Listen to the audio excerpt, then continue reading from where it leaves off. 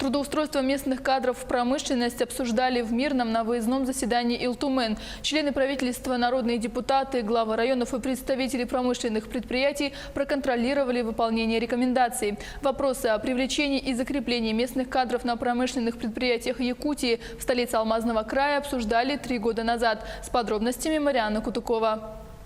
Спустя 3 года обсуждение получилось конкретным, так как есть положительные сдвиги. В республике объявлен год содействия занятости. Стартовал приоритетный проект «Местные кадры в промышленность». Текущий год начался с подписания соглашения с компанией «Алроса». Ключевой показатель – 500 человек для трудоустройства в Верхнемунском месторождении. В феврале отбор работников прошел в Вилюйской группе районов и охватил более 1200 человек. Из них отобрали порядка 400 кандидатов.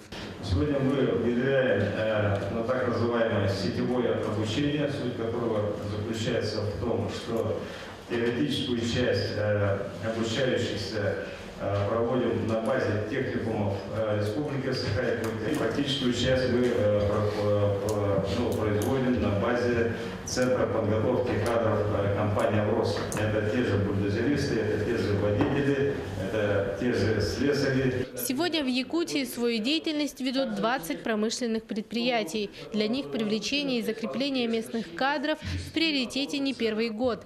Представитель Татюряхнефтегазодобычи, говоря о кадровой политике в компании, рассказал про систему непрерывного образования школа-вуз предприятия. Компания открыла в Ленске и Мирном Роснефть-классы, создает для них материально-техническую базу, стажирует студентов в места добычи и обеспечивает стипендией. Каждое крупное промышленное предприятие практически уже на сегодня заключило или заключает соглашение, договора о подготовке кадров уже напрямую не с правительством, не с министерствами, а напрямую уже с улусами, с районами нашей республики, включая северные, сельские улусы нашей республики. И этот процесс, он уже обрел свою динамику. И мы сейчас постоянно держим эти вопросы на контроле. Вместе с тем, говоря о подготовке кадров, на заседании отметили, что спрос должен оправдывать средства.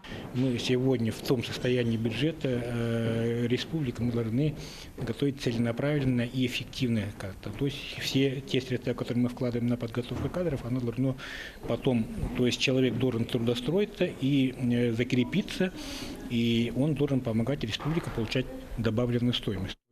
В ходе выездного заседания не раз отмечено, что нужно уходить от стереотипов, готовить кадры не только для алмазодобывающей компании «Алроса», но и в угледобывающей, транспортной, а также компании нефти и газа.